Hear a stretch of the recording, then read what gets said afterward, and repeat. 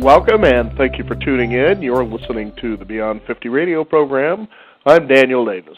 In a competitive world in the job market, we want to be sure that when we bring somebody on board for our company that we make the right decision. But how do you make that during the interviewing process? What are the appropriate steps to be sure that the person you bring on the team actually fits in with the dynamic and scope of the objectives of the company while working well and improving with others? On our program today, we're going to be talking about an expert who's going to be talking about how we can do this process and why it benefits us to be able to do it thoroughly so we be sure that we have that winning team. The book is Hire on a Whim, 4 Qualities That Make for Great Employees. And I'd like to welcome to the Beyond 50 radio program today our guest, Mr. Garrett Miller. Mr. Miller, thank you for joining us here on the Beyond 50 radio program. Hey, it's a pleasure. Thanks for having me, Dan. Now, this is a lot of fun. This was a really enjoyable read. But what I noticed is that basically it was a story about a guy that was brought on board to work with a guy by the name of Mr. Davis to basically be a better interviewer so that he could bring on the right people. There's a good reason for that. Describe how all this came together. You mean the story or writing the book in general? Well, just first the story itself, and then the book in general we'll get into. Yeah, great. The story was fun because it was, it was this gentleman who kept having problems and failures in terms of poor hires. Mm-hmm. And he kept, that whole definition of insanity, right? You keep doing the same thing, right. You keep getting the same results. And he was attributing it to, it's the generational folks that he's hiring. It's their problem. Uh-huh. When it wasn't the generation or the specific people he was hiring, it was what he was hiring. And what Davis, who becomes his mentor, tries to teach him is that there are qualities that you have to hire. Don't get hung up about generations. Don't get hung up about work experience, and don't get enamored with maybe some instincts or some litmus tests that you may have. Focus on the qualities, and when you find the right qualities, you're going to find a great employee. Mm-hmm. Now, Whim is actually an acronym for this very process that you're talking about. Let's talk about what Whim actually stands for.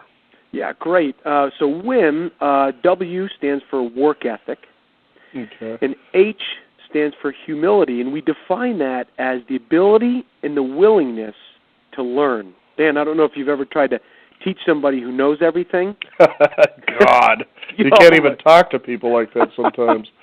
Right, so now you see why that quality is just such a great asset to have on your team. And then the third, the I, is for integrity, because those who lack integrity are costing businesses billions, and I said that with a B, right? Billions of dollars. And then M is maturity, and that's intimately linked to emotional intelligence. And we kind of define that as, you can get mature by being old. I'm 44 years old, so I'm mature maybe. But the type of maturity we're talking about is the type of maturity that life teaches you. When you have life experiences and you learn from them and you grow for them and you don't see them as speed bumps or you don't look back at them with bitterness, but you look at them saying, listen, I wouldn't want my friends to go through that experience, but you know what, Garrett? I'm a better person for it. Mm-hmm. And boy, those are magical words to me. Mm-hmm.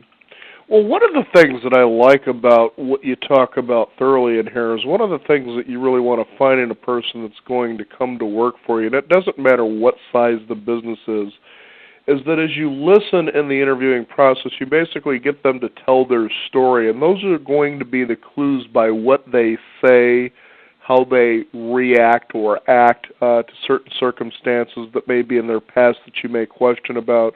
The key that you talk about is accountability, and that's something this day and age it seems we're all learning to get away from, where we want to blame somebody else or something else for the woes in our life. But literally, that's one of the areas you talk about in maturity as well as in fact, it covers really all 4 of them, is that accountability. Yeah, that's a great pickup, Dan. I'm glad that came through. It pleases me that was so clear. You explained it so well. But the reason, obviously, it's important for us as hiring managers is that if you have people who are already making excuses, who are used to making excuses as to why they didn't get X, Y, or Z, or why they didn't get a better grade, or because it was the teacher's fault, or it was the textbook, or the class was too late, they're going to bring those excuses right into your company, and guess what? When they don't make their marks or their numbers or their quota, you know what's going to be followed? Mm-hmm. And you know what? I love the fact that everybody makes mistakes. What I love even more is that some people can admit and then learn from them. And that's the key, right? Mm-hmm. The mistakes we've made, you and I, Dan, are probably those that we've learned most from. So let's not be shy about talking about mistakes, but I do want to hear what you learned from those mistakes. Mm-hmm. Now, I like the way this is laid out. It kind of reminded me of reading The 1 Minute Manager. And for the listeners out there on this book, Hire on a Whim, it's literally something you can pick up and read in an hour. Yeah. But because of its simplicity, that's what gives it the most depth, I believe. Well, I think, Dan, you just paid me the highest compliment I think I've ever been paid. No, I'm serious. I mean, to be compared with that groundbreaking book is remarkable. But that was my goal, that this would be simple. The acronym is simple. And when I started shopping this around, meaning shopping, I started sharing with my professional friends that I worked with and said, read this and tell me what you think about it. When they called me, the first question I would ask is, what are the 4 traits? And they'd all go, well, it's Whim, work ethic, humility, integrity, and maturity. And right there I knew there was something to be had with this, because they walked away with exactly what I was trying to get across. Mm-hmm. Now, what I also like, too, is it also started, as I was reading the book, started thinking about myself, how do I act and react if I'm, in the world of work or whatever the case may be. And then I started remembering some observations I made at jobs, and this was years ago, and I found it was really interesting how people actually look for work. It's like, you getting out of bed was a strike against you right off. You come up and you say stupid things like you walk into a business, are you guys hiring? When you should just be saying, could I please have a job application? Right. And then the way they dress and their whole lackadaisical way of things, and I'm like, who's teaching these people to go out and look for work? It just blows my mind. Well, I wonder if it's not a result of a generation that's been told just to be themselves, and that they're the most important people. I don't know about you, Dan. Again, I'm about 44, going to be 45 in November. But I remember growing up as a kid, there was a after-school special, and the tune was, "The most important person in the whole wide world is you." And so when the world revolves around me, then why should I care what other people think? Anyway, that was a poor rendition of a song, so that's why I'm going to stick to writing. Good idea there. Now, you actually profile in this book, I believe it was 3 or 4 different stories. The one that I found really the most interesting, and it's something that an interviewer needs to actually put aside, is that's the ability to judge before you've actually thoroughly went through. And the one story that really stood out to me was the one of Brett. I'd like you to describe that one for our listeners. Yeah, and you know what? As many writers do, this was a real-life scenario. And so I get this recommendation from a friend, from one of my employees, which, by the way, is usually where you get your greatest recommendations that I found. And he said, you got to interview Brett. And I said, well, tell me a little about him. He said, well, he was a four-year football player at Delaware State. And I said, hold on, Dave. Do I really want, a meathead football player? That's what I was thinking. Right. And I said, Dave, is he better than you are? I said, because I don't want to get stuck with, an athlete that I got to, handhold. And he actually backed down. So 3 days later, he goes, you know what, Garrett? I was thinking, you need to interview Brett. And I go, really? You'd stake your reputation on it? He goes, yep. So sure enough, I scheduled a date with Brett, and it gets better. I don't include this in the book, but anyway, I call Brett up, and he's out on a Thursday. He just graduated.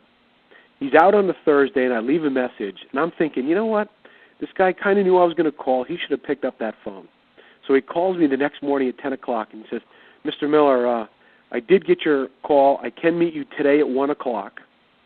So I said, hey, where were you, Brett? Out late on a Thursday? You know what his answer was? What's that?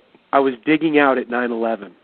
Oh, no. Oh, can you, with his dad, who was a Port Authority cop, I almost died. I mean, like, what an idiot I was. So you can hear my presuppositions. They're just killing me. So I get to the table, and I meet Brett. He's got a goatee. He's as big as a house. He's got a shaved head. And I'm thinking, no way. But you know what?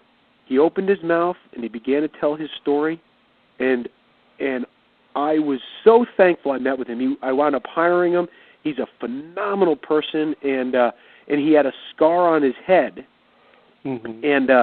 And he, I asked him the question, what event in life has helped you be the person you are today? And I really enjoyed that question. And he stopped, and he looked at me and he said, can it be personal? I said, go ahead. And he said, I probably shouldn't tell you this, but I have a rare disease where I get these malformations, inside, and they grow tumors. And he told me this story about what he's been through, back surgery and brain surgery, and he smiled, and I go, how can you be smiling with the deck that life has dealt you? And he said, Garrett, I'm the luckiest guy around. Mm-hmm. And you can see that. I mean, you're falling in love with the guy and you didn't even know him, mm-hmm. But those are the type of things that I went in there with these preconceived notions, and I was 100% wrong, and I was so glad I was wrong. Mm-hmm. And that taught me a lesson. So you need to, did you ever read the book Blink, Dan? I don't believe I have. Okay, it's a great book. I love Maxwell's writing, but Blink is all about that. It's a great book about how to know that your instincts are based on something, but they may be based on false information, but they also may be true. But what you got to do is challenge them, and that's what I'm asking people to do. Mm-hmm. And the other classic is, 3.0 GPA is my cutoff. So tell me why. Right. What evidence do you have that 3.0 is a better employee than a 2.7? Exactly. Sort of like that saying, the A students is this and the B students work for the C students kind of a thing. Yeah, exactly. So it's good to challenge us. Now, the other person that you had in here that was interesting, and she ended up being another hire, was Sharon. And, she was the one that you really pointed out, why she had a strong work ethic, even for her age. Yeah, and I enjoyed, she was obviously based on another person as well, but just one of those people that grew up in not a well-to-do family. She wound up working, through high school, and the interviewers were asking her, while all your friends were out, living it up on their senior year, summer, going out to parties, staying out late, you had to work 40 hours a week, and didn't you feel cheated? Mm-hmm. And it's great when that doesn't even come into their mind. They're going, no, some people are lucky, and I just saw that I had to work if I went to school. It's the way I was brought up. And you just think, wow, and this is what we're getting at. These traits are innate in these people. They don't see themselves as hard workers. They wonder why other people aren't working hard. Mm-hmm. And you can't teach that. And that's what makes these qualities so valuable, is that it doesn't matter how amazing or talented of a manager you are, mm-hmm. you can't teach these. Mm-hmm. Well, the other thing, too, is, if you can, is describe humility, because I believe that's something that, especially a day and age, and I've even been in environments where, people believe just because they've been there 3, 5, however many years, they feel entitled to a certain set of concessions. And so you hear whining things like, well, I don't understand why they're not doing this, or I can't believe they did that. I'm thinking, well, first of all, what made you think when you signed this contract to come to work, they were going to bend to make your life and your world more comfortable? You're here to provide a service. This is the way they want to run their business, and this is the way it's just going to be. And so they figure they can just kind of skate on just their, I guess, call it the integrity of the time they've spent on the job. Yeah. And you really bring up two great talking points here. One is do the people you're interviewing have a servant's mentality? Mm-hmm. Do they seek to serve, or do they seek to be served? So, we can harken back to, JFK's great words, don't ask what your country can do for you, but what can you do for your country? If you find that, and I love that statement you made, the entitlement mentality, mm-hmm. I don't know what about our upbringing these days is producing it, but, oh, my word, we're doing it very well. If only we could get paid for producing people with an entitlement mentality. But, of course, we don't get paid for that. It actually works against us. Mm-hmm. The other aspect of humility is that ability and that willingness to be taught. You and I laughed about it earlier, about trying to teach somebody who knows everything. But when we bring those people on to the team, there are a couple things about them. One is they don't tend to ask for help because they think it will damage their reputation. But the danger of that is, the classic experience of a guy driving in a car not asking for directions, right? Well, guess what? An hour later, they're still lost. Mm-hmm. Whereas the guy who says, hold on, I'm lost, and they pull over, figures out they're going in the wrong direction, and gets there on time, which car would you rather be traveling in? When that story actually came up in the book, I thought of a time that I went out dancing, and I was with a group of girls, and we were in a town out of where we normally live, and so they're trying to find the place, and I said, why don't you guys just pull into a gas station and ask somebody? And they all just sat there shocked. A guy who's going to ask for directions? I said, I want to get to where we're going, not screwing around looking for it. Dan, you and I are from the same cut. I drop all my pride when there's a time issue. Mm-hmm. Right? I'd much rather get to it on time than be right. But what happens is when you bring those folks into your corporation or your organization and they don't ask questions, that's when projects wind up late, they're behind schedule, and you ask, well, why didn't you ask me? Well, I thought I could figure it out. Well, your thinking that you could figure it out has now cost us X, Y, and Z. Mm-hmm. So I want people who are easily teachable and who look for direction. Mm-hmm. So I think it's a great quality, and some people think, well, that's really, we're trying to hire leaders, mm-hmm. and you think, are you telling me you don't want humility as a quality in your leader? I wouldn't follow somebody who didn't have humility. Can you imagine following a leader who didn't want to learn or listen? Mm-hmm. Now, the other one, maturity, was really an interesting one because of the fact that it isn't really based on age, but really how you've seasoned. And that could be, a young kid, for instance, all the way up to, an older adult. So let's talk about the quality of maturity and why that's so important. Yeah, did you say how you're seasoned? Seasoned, yeah. Oh, I love that. It's the best thing I could think of because I thought, like, back in the day, again, there were a lot of things.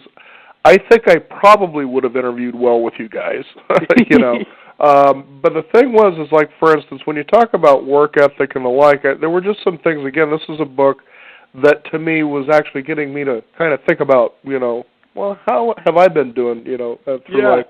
But it's like back in the day, my parents really didn't have a lot of money, but we weren't without. But when we'd want those extra things, can I get a kite, can I get a soda, whatever the case is, and you'd hear, well, we don't really have any money.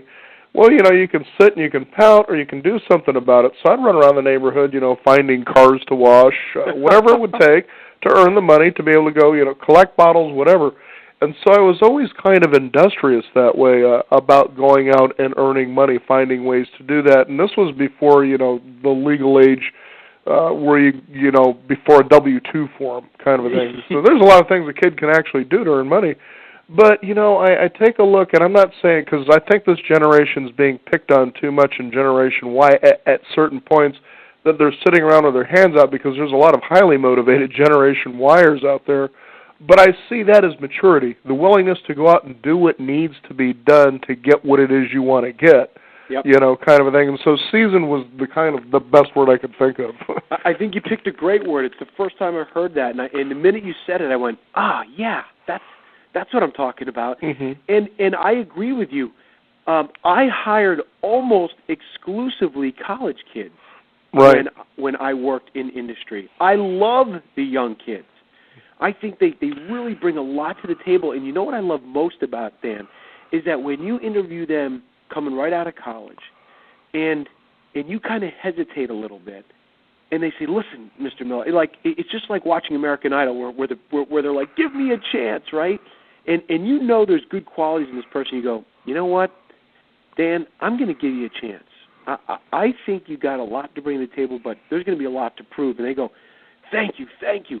There is what I call a imprinting that occurs with young people, in meaning, you know how like when a parent buzzard is killed, and then you can actually put it in another nest, and the first mother it sees, it's imprinted. There's an imprinting, and that builds loyalty, it builds retention, it builds a great relationship, assuming that the manager is competent. But the maturity is so important because and that's why I love that question of what event in your life helped shape you to be the person you are today. And it can be different for every person. For some person it's a divorce, their parents had a divorce. For some person it's failing a class that they were expected to pass. But it doesn't matter what the event is. What matters is how you reacted to it. And that's the key. Absolutely true. Now, integrity, you said, is the one that really can cost companies billions of dollars, and you said billion with a B. Talk about what integrity is. Boy, that integrity is just willing to do the right thing no matter what. And some companies say, "Well, Gary, we got that covered because all of our employees have to sign an integrity agreement." An integrity agreement. Well, an integrity yeah, that's what they signed with Enron when they were investing millions and billions of dollars, right? That integrity agreement. Right. And this goes back to the presupposition of the book is that you can't teach somebody integrity. So just signing a paper doesn't make me a man or a woman of integrity. It's in my bones. It's the way I was brought up, and I want to do the right thing because doing the right thing often leads to long-term blessings. What happens is people get a taste of, well, if I shave this, I got a short-term blessing, right? I got a short-term win. But the folks with the integrity will say, you know what? But that short-term win is going to be short-lived, and it's going to come with a price, and it's not worth it. And they do the right thing. And what integrity does for me as a manager is it frees up my bandwidth, right? Because I'm not worrying about X, Y, and Z, and I'm not micromanaging people because I'm afraid they're going to make the wrong decision. It actually expands my capabilities when I have people that I can trust because I can give them assignment and know that they will behave in the right way. And it frees me up to do greater things. It's funny that you bring that up about somebody who can kind of sail alone. I remember years ago I was working at a place and the manager pulled me aside once. He says, it's really interesting because usually when I tell somebody to do something, I have to check up with them 2 or 3 or 4 different times, threaten to fire them to get it done. And he says, with you, I just know if I tell you to do it, it's just going to get done. But it surprised me that you didn't do this one thing, And it was more of a laughing joke for him because he was kind of surprised. But I was like, well, I know why I didn't do that. I got sidetracked over here a little bit, But the funny thing is that he would actually have a conversation like that with me in a laughing way rather than a threatening one. Yeah, that is terrific. And what great insight and a great commentary. But see, your boss didn't teach you that. Right. Right? He hired it and was amazed at the person you were. But we can, and the book at the end of each chapter tries to give some guidance on questions and what to listen for and what to look for so that we can hire these qualities more accurately. And so I think that was a great story. Now, that's what I like too, Garrett, is that in your book you talk about, sure, you can probably hire from the gut, but if you don't follow this process, your instincts may be off in ways that you just couldn't notice before. Right. And when I do talk to people and they say, well, what's wrong with the way we're hiring now? And I said, because the average person has hired some great people, and they've also hired some mediocre people, and they had some poor hires. Now, the question I want to ask is, why? Mm-hmm. And they kind of sit there and go, well, I don't know, they just played the odds. And I said, no, because there's not a systematic way of finding quality people, and it's because we're actually more focused on the experiences. Now, listen, if I'm hiring heart surgeons, you got to have some experience. You got to be a doctor, okay? But of the 50 heart surgeons that I'm interviewing, now I'm going to take a look at the qualities. Mm-hmm. And it's funny. You have some of the greatest athletes who have the greatest skills, but guess what? They are a nightmare when they come on the team. Mm-hmm. And I don't want to pick on anybody in by name, but we know people that just go from team to team to team, and they're a cancer. They're not a blessing. Right. So fascinating. Like I said, I really enjoyed reading this. Again, it gives you great insight if you're somebody who wants to have a better set of skills to interview, to know what to ask and listen for. Obviously, as you said, you put judgment aside and instinct aside, and if you just go through this process, you're going to win a heck of a lot more often than you'll lose, and you can actually see why. Yeah, that's a great point. And the one comment I do also want to include is that you can't hire 3 of them. Right. You got to hire 4. Mm-hmm. And the other thing, too, that you mentioned, as you write in the book, Hire on a Whim, is that don't be in a rush to hire people. If it takes you a couple of months, perhaps, bite the bullet, because think of the aggravation that you're going to have if you decide, to rush the process. Somebody just asked me today, can you give me your best advice in 20 words or less? And I said, don't be in haste, because if you hire in haste, you'll regret in leisure. Mm-hmm. And if you've ever hired somebody, Dan, and they've been a poor hire, you know what that does to your personal life. You're thinking about it all the time. You can't sleep. You can't eat, and every time you work with them or interact with them, it is painful, and it's not worth it. Let that territory stay open for another month and get it right. This could also be one of those books that you might even use to raise your children in some ways. I was just remembering, because of the idea of accountability, there was a time when my wife's son, we were going to go to a sporting event, and he decided to do what he likes to usually do, wait till the last minute so everybody's waiting on him. And I said, well, that's not the way that I play the game. My kids, when I told them to be ready, you were ready. It's just the way it is. We didn't wait 5, 10, 20 minutes.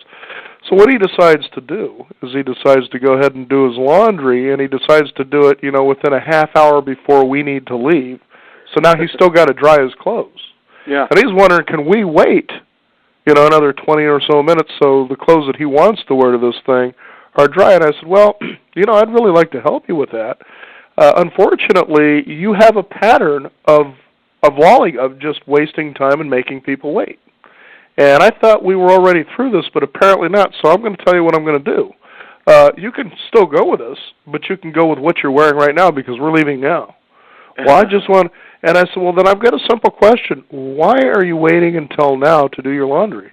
And the first thing he started trying to do was point his finger that it was his mother's fault. And I said, okay, now let's go ahead and follow this a little bit here. I said, now, let me ask you this question. How long have you been here at the house? And he had been there, 2 days. I said, so you've been here 2 days. You've been here all day today, but you waited until a half hour before we're ready to leave to do your laundry, and you're going to blame your mother for this.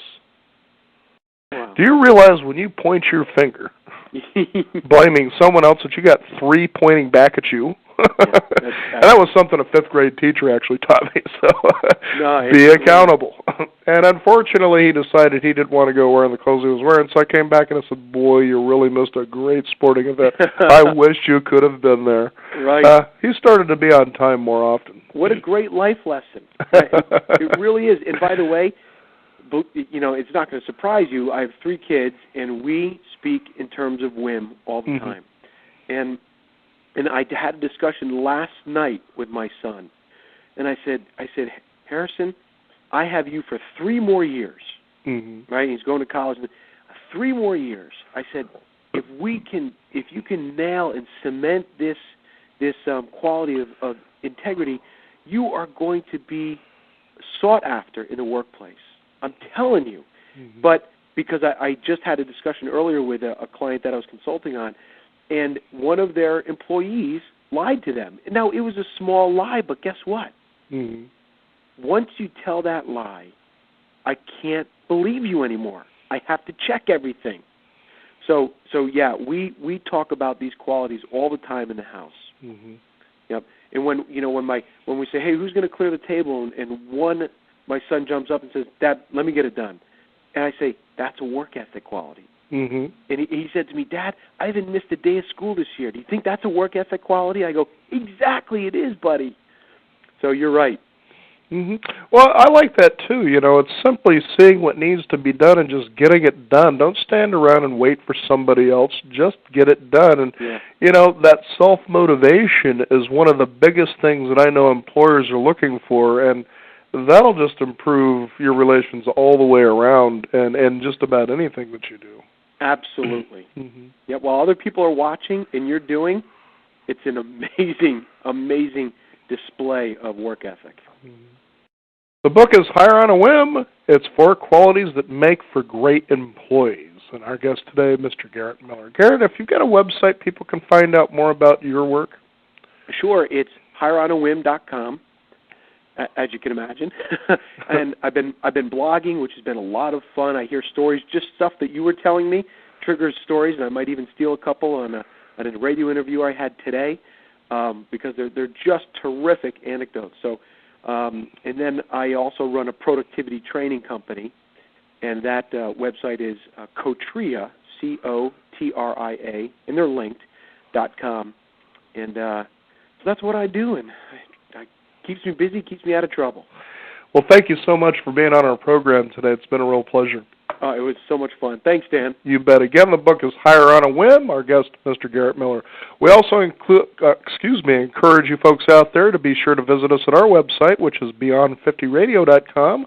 That is the number 50. Sign up for our free weekly e-newsletter. Be sure also to visit us at our blog. We archive our shows there so you can listen at your own convenience and send them to others as well.